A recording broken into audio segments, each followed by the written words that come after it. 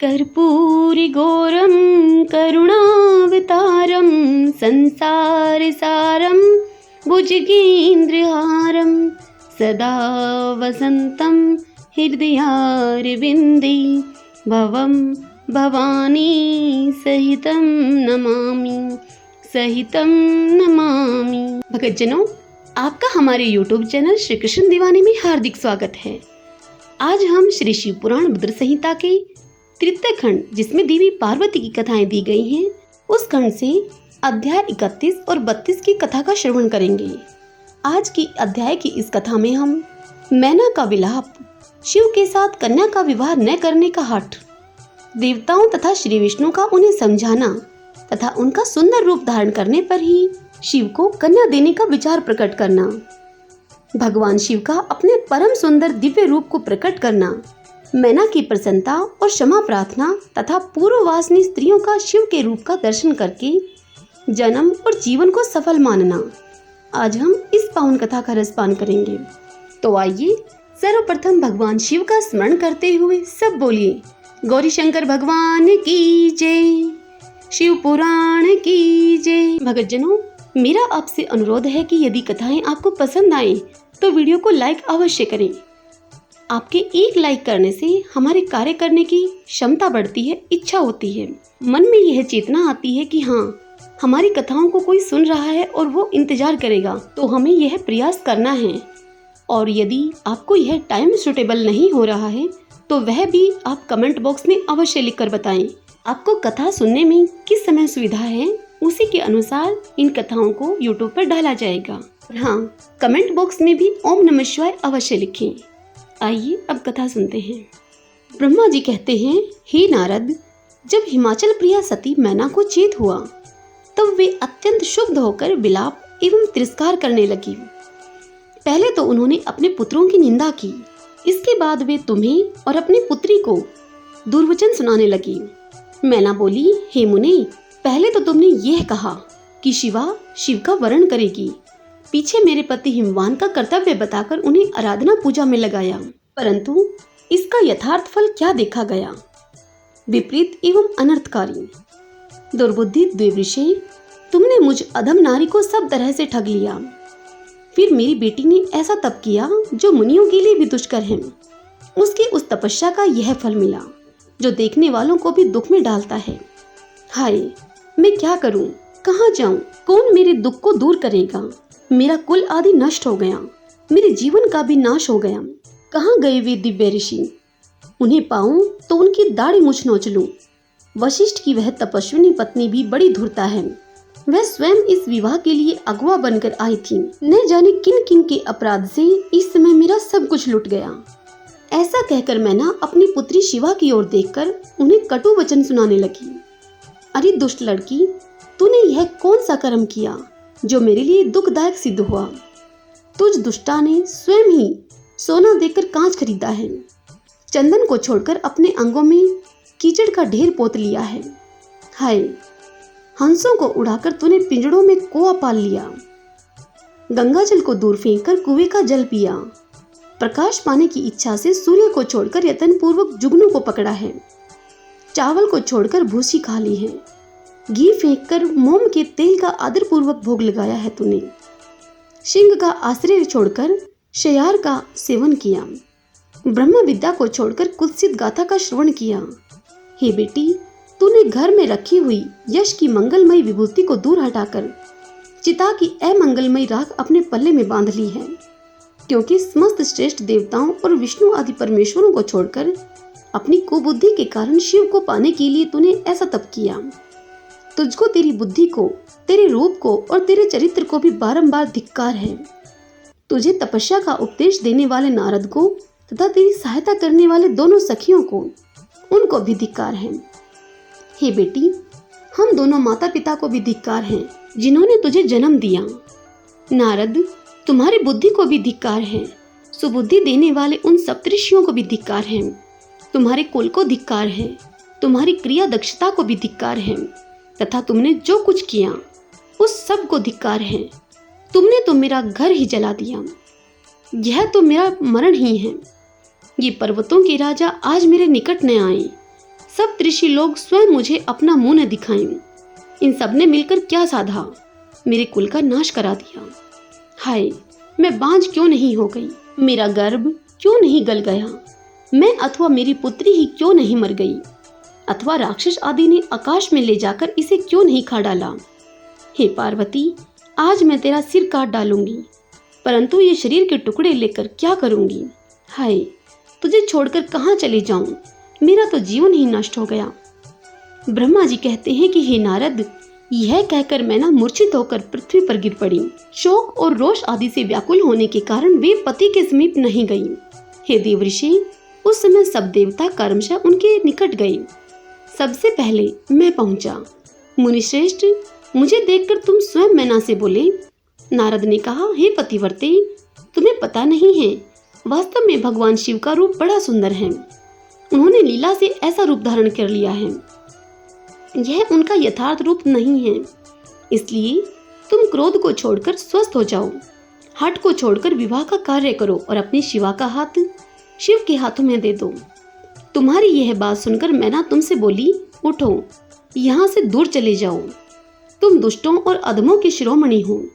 मैना के ऐसा कहने पर मेरे साथ इंद्र आदि सब देवता एवं दिक्पाल कर्मशः आकर यूं बोले, पितरों की कन्या है मैना, तुम हमारे वचनों को प्रसन्नता पूर्वक सुनो।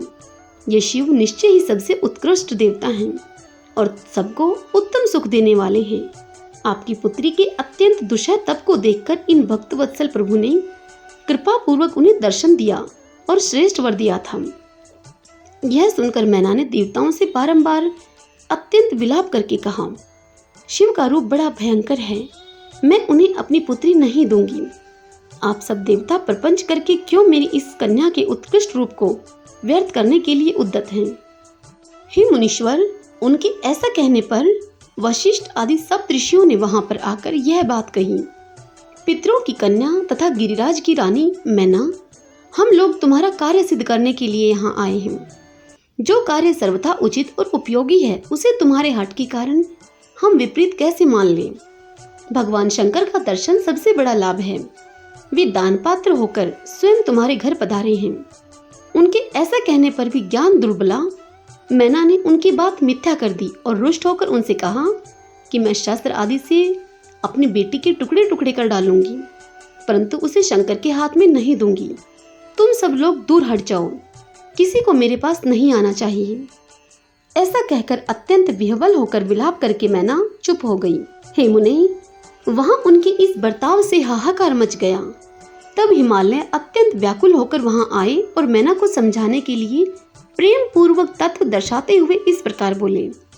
हिमालय ने कहा, हे प्रिय मैना, मेरी बात सुनो, तुम इतनी व्याकुल क्यों हो गई हो। देखो, कौन कौन से महात्मा तुम्हारे घर पधारे हैं, तुम इनकी निंदा क्यों करती हो। भगवान शंकर को तुम भी जानती हो, किंतु नाना रूप वाले शंकर के विकट रूप को देखकर तुम घबरा गई हो। मैं शंकर जी को भली भांति जानता हूँ, वे ही सबके प्रतिपालक हैं, पूजनियों के भी पूजनीय हैं तथा अनुग्रह एवं निग्रह करने वाले हैं। हे निष्पाप प्राण प्रिय, हट न करो, मानसिक दुख को छोड़ो। हे सुव्रते, शीघ्र उठो और सब कार्य करो। पहली बार विकट रूपधारी शंभु ने मेरे द्वार पर आकर जो नाना प्रकार की लीलाएं की थी, मैं उनका आज तुम्हें स्मरण दिला रहा हूँ। उनके उस परम महात्म्य को देख और समझकर उस समय मैंने और तुमने उन्हें कन्या देना स्वीकार किया था। हे प्रिय, अपनी उस बात को प्रमाण मानकर सार्थक करो। इस बात को सुनकर शिवा की माता मैना हिमालय से बोली कि हे नाथ, मेरी बात सुनिए और सुनकर आपको वैसा ही करना चाहिए। आप अपनी पुत्री पार्वती के गले में रस्सी बांधकर इसे बेखटक पर्वत से नीचे गिरा दीजिए, परंतु मैं इसे हर के हाथ में नहीं दूंगी। अथवा नाथ, अपनी इस बेटी को ले जाकर निर्दयता पूर्वक समुद्र में आप डुबो दीजिए। हे गिरिराज, ऐसा करके आप पूर्ण सुखी हो जाइए। हे स्वामिन, यदि विकट रूपधारी रुद्र को आप पुत्री दे देंगे तो मैं निश्चय ही अपना शरीर त्याग दूंगी। मैना ने जब हठ पूर्वक ऐसी बात कही, तब पार्वती स्वयं आकर यह रमणीय वचन बोली। पार्वती बोली, माँ, तुम्हारी बुद्धि तो बड़ी शुभकारक है, इस समय विपरीत कैसे हो गई। धर्म का अवलंबन करने वाली होकर भी तुम धर्म को कैसे छोड़ रही हो। ये रुद्रदेव सबकी उत्पत्ति के कारणभूत साक्षात ईश्वर हैं। इनसे बढ़कर दूसरा कोई नहीं है। समस्त श्रुतियों में यह वर्णन है कि भगवान शंभु सुंदर रूप वाले तथा सुखद हैं। कल्याणकारी महेश्वर समस्त देवताओं के स्वामी तथा स्वयं प्रकाश हैं। इनके नाम और रूप अनेक हैं। हे माता जी, श्री विष्णु और ब्रह्मा आदि भी इनकी सेवा करते हैं। ये सबके अधिष्ठान हैं, कर्ता, हर्ता और स्वामी हैं। विकारों की इन तक पहुंच नहीं है। ये तीनों देवताओं के स्वामी अविनाशी एवं सनातन हैं। इनके लिए ही सब देवता किंकर होकर तुम्हारे द्वार पर पधारे हैं और उत्सव मना रहे हैं। इससे बढ़कर सुख की बात और क्या हो सकती है। अतः यत्न पूर्वक उठो और जीवन को सफल करो। मुझे शिव के हाथों में सौंप दो और अपने गृहस्थ आश्रम को सार्थक करो। माँ, मुझे परमेश्वर शंकर की सेवा में दे दो। मैं स्वयं तुमसे यह बात कहती हूँ। तुम मेरी इतनी सी विनती ही मान लो। यदि तुम इनके हाथ में मुझे नहीं दोगी तो मैं दूसरे किसी वर का वर्ण नहीं करूंगी, क्योंकि जो सिंह का भाग है उसे दूसरों को ठगने वाला शियार कैसे पा सकता है। माँ, मैंने मन, वाणी और क्रिया के द्वारा स्वयं हर का वर्ण किया है। हर का ही वर्ण किया है मैंने। अब तुम्हारी जैसी इच्छा हो वह करो। ब्रह्मा जी कहते हैं कि हे नारद, पार्वती की यह बात सुनकर शैलेश्वर प्रिया मैना बहुत ही उत्तेजित हो गई और पार्वती को डांटती हुई दुर्वचन कहकर रोने लगी। तदंतर स्वयं मैंने और सनकादिक सिद्धों ने भी मैना को बहुत समझाया, परंतु वे किसी की बात न मानकर सबको डांटती ही रही। इसी बीच में उनके सदृढ़ एवं महान हठ की बात को सुनकर शिव प्रिय भगवान विष्णु जी वहां तुरंत आ पहुंचे और इस प्रकार मैना से बोले। श्री विष्णु ने कहा कि हे देवी, तुम पितरों की मानसी पुत्री एवं उन्हें बहुत ही प्यारी हो, साथ ही गिरिराज हिमालय की गुणवती पत्नी भी हो। इस प्रकार तुम्हारा संबंध साक्षात ब्रह्मा जी के उत्तम कुल से है। संसार में तुम्हारे सहायक भी ऐसे ही हैं। तुम धन्य हो। मैं तुमसे क्या कहूँ, तुम तो धर्म की आधारभूता हो, फिर धर्म का त्याग कैसे करती हो तुम? तुम अच्छी तरह सोचो तो सही। संपूर्ण देवता, ऋषि, ब्रह्मा जी और मैं सभी लोग विपरीत बात ही क्यों कहेंगे? तुम शिव को नहीं जानती।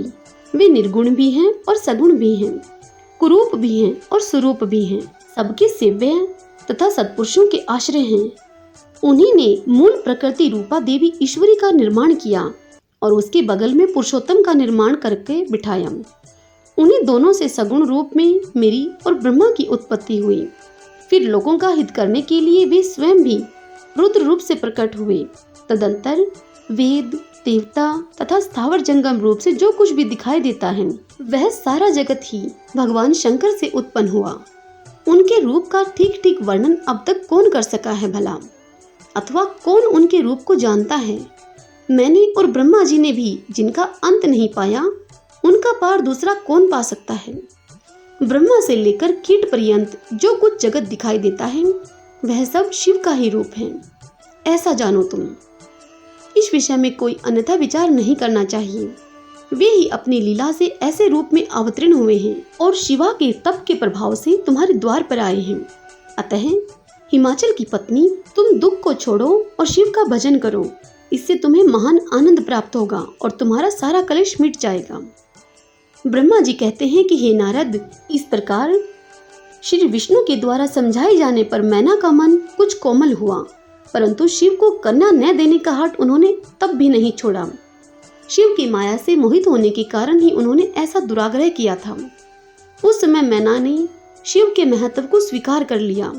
कुछ ज्ञान हो जाने पर उन्होंने श्रीहरि से कहा, यदि भगवान शिव सुंदर शरीर धारण कर ले तब मैं उन्हें अपनी पुत्री दे सकती हूँ, अन्यथा कोटि उपाय करने पर भी मैं नहीं दूंगी। यह बात मैं सच्चाई और दृढ़ता के साथ कह रही हूँ। ऐसा कहकर दृढ़ता पूर्वक उत्तम व्रत का पालन करने वाली मैना शिव की इच्छा से प्रेरित होकर चुप हो गई। धन्य है शिव की माया जो सबको मोह में डाल देती है। ब्रह्मा जी कहते हैं कि हे नारद, इस समय भगवान विष्णु से प्रेरित होकर तुम शीघ्र ही भगवान शंकर को अनुकूल बनाने के लिए उनके निकट गए। वहां जाकर देवताओं का कार्य सिद्ध करने की इच्छा से नाना प्रकार के स्तोत्रों के द्वारा तुमने रुद्रदेव को संतुष्ट किया। तुम्हारी बात को सुनकर शंभु ने प्रसन्नता पूर्वक अद्भुत, उत्तम एवं दिव्य रूप धारण कर लिया। ऐसा करके उन्होंने अपने दयालु स्वभाव का परिचय दिया। हे मुनि, भगवान शंभु का वह स्वरूप कामदेव से भी अधिक सुंदर तथा लावण्य का परम आश्रय था।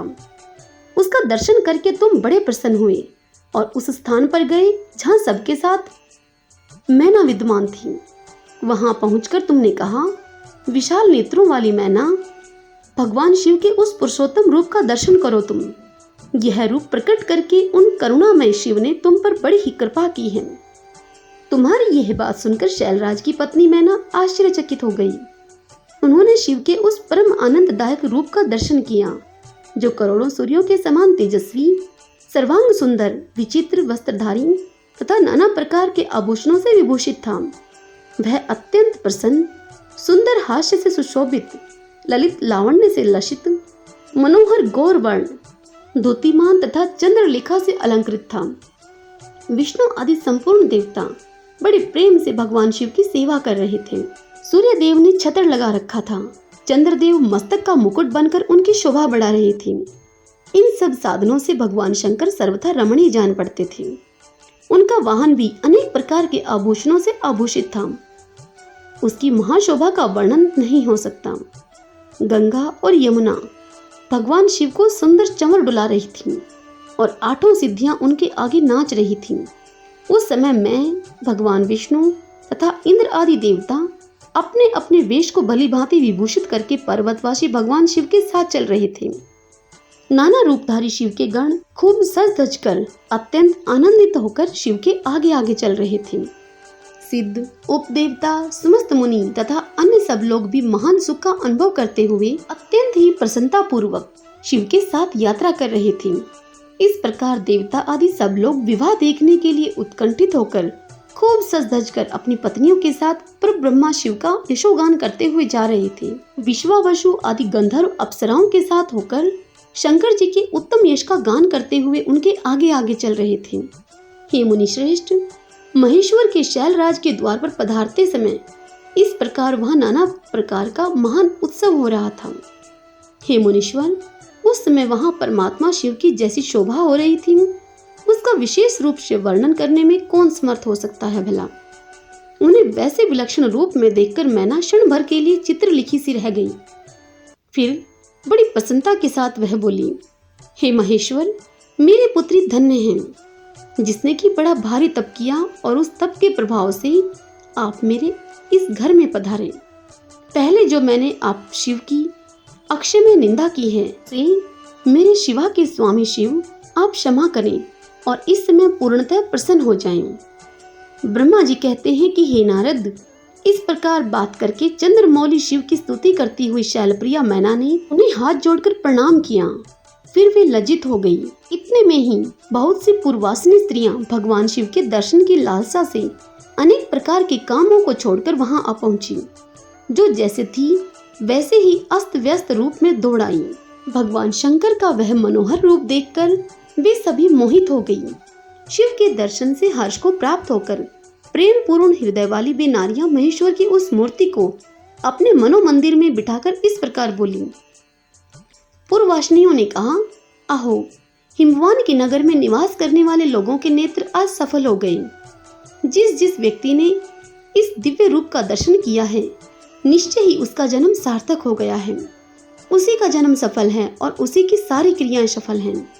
जिसने संपूर्ण पापों का नाश करने वाले साक्षात शिव का दर्शन किया है। पार्वती ने शिव के लिए जो तप किया है, उसके द्वारा उन्होंने अपना सारा मनोरथ सिद्ध कर लिया। शिव को पति के रूप में पाकर ये शिवा धन्य और कृतकृत्य हो गई। यदि विधाता शिवा और शिव की इस युगल जोड़ी को सह अनंत एक दूसरे से मिला न देते तो उनका सारा परिश्रम निष्फल हो जाता। इस उत्तम जोड़ी को मिलाकर ब्रह्मा जी ने बहुत अच्छा कार्य किया है। इससे सबके सभी कार्य सार्थक हो गए। तपस्या के बिना मनुष्यों के लिए शंभु का दर्शन दुर्लभ है। भगवान शंकर के दर्शन मात्र से ही सब लोग कृतार्थ हो गए।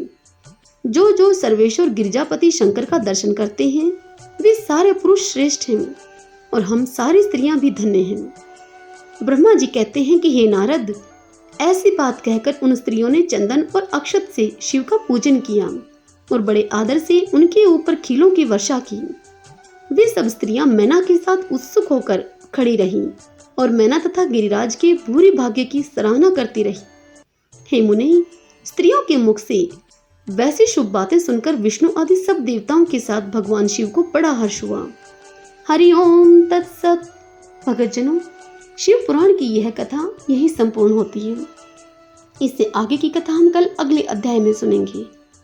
कल के अध्याय में हम मैना के द्वारा द्वार पर भगवान शिव का परिच्छन्न, उनके रूप को देखकर संतोष का अनुभव करना, अन्य युवतियों के द्वारा वर की प्रशंसा करना, पार्वती का अंबिका पूजन के लिए बाहर निकलना तथा देवताओं और भगवान शिव का उनके सुंदर रूप को देखकर प्रसन्न होना, कल हम इस पावन कथा का रसपान करेंगे।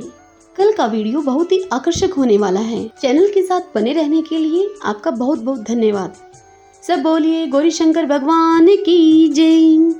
ओम नमः शिवाय। तो कल मिलते हैं शिव पुराण की एक नई कथा के साथ। जय श्री कृष्णा। राधे राधे।